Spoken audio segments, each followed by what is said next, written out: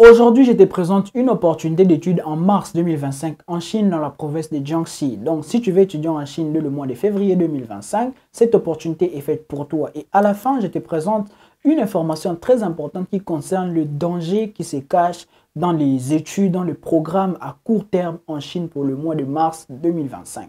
Donc, si tu ne veux pas tomber dans ces pièges de court terme en Chine, parce que c'est des programmes qui sont faciles à obtenir, mais il y a un piège qui est derrière.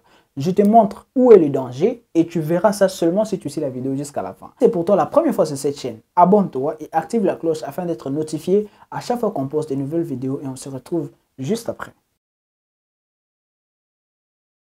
Bonjour à tous, j'espère que vous allez bien. Moi, ça va très bien. J'espère que vous êtes en train d'apprendre des opportunités que je suis en train de publier. Nous avons déjà quelques opportunités déjà disponibles sur la chaîne. Si tu n'as pas suivi, regarde les vidéos précédentes, peut-être que tu vas trouver une opportunité qui va t'intéresser.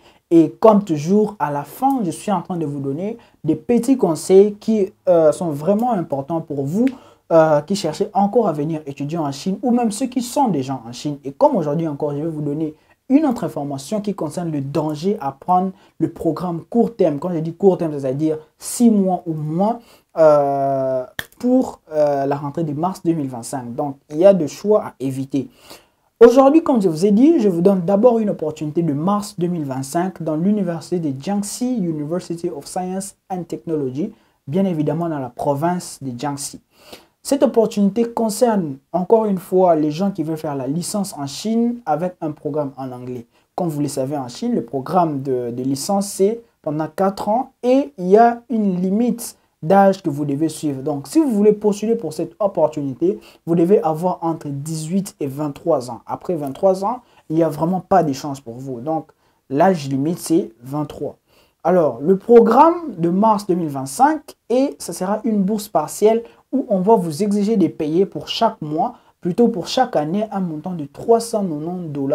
Et ces 390 $ va prendre en charge les frais de logement et les frais de scolarité. Et à partir de la deuxième année, on va vous évaluer selon vos performances pour savoir si vous gardez la bourse ou si vous avez une bourse de type B ou bien si vous perdez la bourse. Tout va dépendre de vous. Mais le plus grand conseil que je vais vous donner, vous venez en Chine pour les études, il y a moyen de se concentrer à 100% sur les études. Si vous voulez qu'après je puisse faire une vidéo sur comment j'arrive à gérer les études, en tout cas, j'ai jamais raté mes cours, j'ai jamais raté mes examens, j'ai jamais échoué mes examens. Donc, il y a vraiment des techniques. Et c'est pas que je travaille vraiment comme un fou.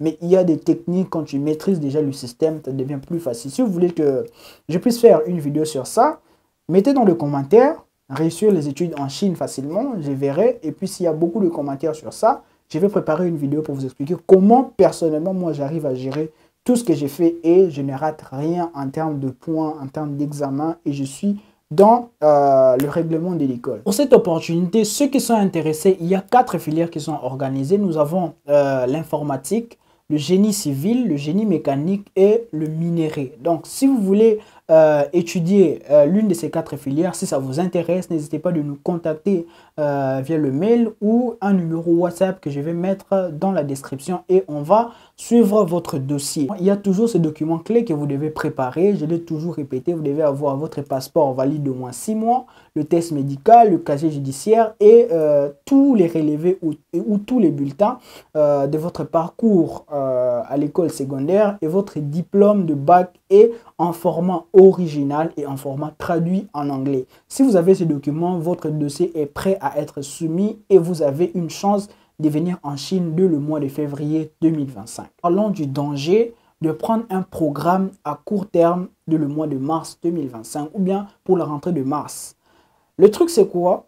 C'est un programme qui est vraiment facile à obtenir. Comme vous le savez, en Chine, il y a plusieurs programmes. Il y a le programme court terme de 6 mois, un semestre, une année de formation des langues, le programme des diplômes pour 3 ans, le programme 3.5, le programme 1+4, le programme 6. Donc, il y a plusieurs programmes et le programme le plus facile à obtenir, c'est le programme court terme et la plupart, c'est pour la rentrée de mars. Maintenant, il y a un danger derrière parce que ça contredit l'idée initiale des personnes qui postulent pour cette opportunité. Parce que vous vous dites que tellement que vous avez postulé dans plusieurs universités, on vous a rejeté et on vous propose ce programme et on vous accepte dans une journée, 24 heures, vous avez déjà l'admission, peu importe le type de bourse. Bien sûr, vous allez venir en Chine. C'est réel. Vous allez arriver en Chine, vous allez commencer à apprendre la langue.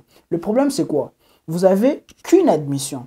Et soyez sûr que j'ai appris la langue chinoise et je suppose que dès que tu arrives, tu auras du mal à apprendre le chinois en quelques mois. Parce que ça va faire même pas 6 mois. Parce que tu vas arriver en mars. Ça sera mars, avril, mai et juin. Parce que juillet, c'est les congés. Donc, tu as 4 mois seulement pour apprendre la langue chinoise. Bon, le visa ira jusqu'au 30 juillet ou 30 août. Mais après, en juillet, août, tu n'apprends pas. Ne me dites pas que vous allez apprendre ou maîtriser la langue chinoise en 4 mois. Sauf si vous travaillez vraiment dur, mais je sais que le maximum ne pourront pas le faire. Donc, ça, c'est le premier point que vous devez savoir. Le deuxième point, vous vous dites que quand vous allez avoir cette bourse, cette opportunité, vous allez postuler pour d'autres universités pour la rentrée de septembre. Ce qui est possible. Mais le danger, c'est quoi? Le danger, c'est que vous êtes en Chine, vous n'allez plus postuler avec le casier judiciaire du pays, vous n'allez plus postuler avec le test médical du pays. Donc, vous allez maintenant prendre les documents de la Chine. Quand vous êtes en Chine, le casier judiciaire vous sera donné qu'après 3 mois. C'est-à-dire, vous arrivez en mars, vous avez mars, avril et mai. Donc, vous pouvez avoir votre casier judiciaire en juin.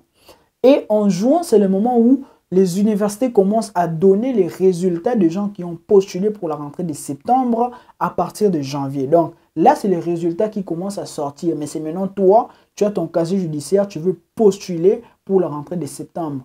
Ça donne quoi? Ou je ne sais pas si vous avez déjà l'idée de où je veux en venir. C'est que vous avez moins de chances d'avoir des bourses totales. Donc, ce programme vous condamne. Vous condamne, sauf si vous avez une chance vraiment très élevée, mais ça vous condamne à étudier en Chine sans bourse totale. Donc, vous êtes obligé, les conditions vont vous obliger à seulement prendre des bourses partielles qui vont se présenter en juin-juillet. Parce que là, c'est les miettes. Toutes les bonnes bourses ont déjà été distribuées aux gens qui ont postulé avant vous.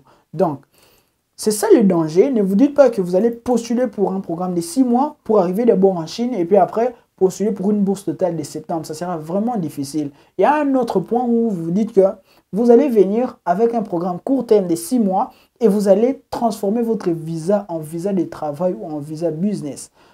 Je suis là en Chine, ça fait un moment, mais je ne pense pas qu'en 4 mois, vous aurez toutes les informations ou tous les contacts qui pourront vous permettre de créer votre business afin de changer votre visa du visa d'études court terme au visa de travail ou visa business. Ça sera aussi compliqué. C'est seulement vous mettre dans des situations où vous ne contrôlez pas.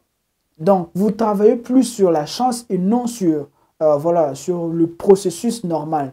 Donc, c'est ça le danger qu'il y a avec le programme de 6 mois. Sauf si vous voulez juste venir pendant 6 mois en Chine, finir votre programme de 4 mois et rentrer chez vous au pays. Là, il n'y a aucun problème, ça passe. Mais si vous avez un programme, un plan d'étudier, de passer du temps en Chine et vous voulez venir en mars, cherchez un programme 4 plus 0.5. Vous avez un semestre de langue et vous avez 4 ans directement de votre filière. Mais ne cherchez pas de bourse séparée. Quand c'est séparé, il y a vraiment un danger derrière. Donc, j'espère que la vidéo vous a plu. Si c'est le cas, n'hésitez pas de mettre un pouce bleu, partagez la vidéo aux gens qui sont en train de postuler pour la rentrée de mars, qui ne tombent pas dans ce piège parce que après, ça va leur compliquer. Et on se retrouve à très bientôt dans la prochaine vidéo. Ciao!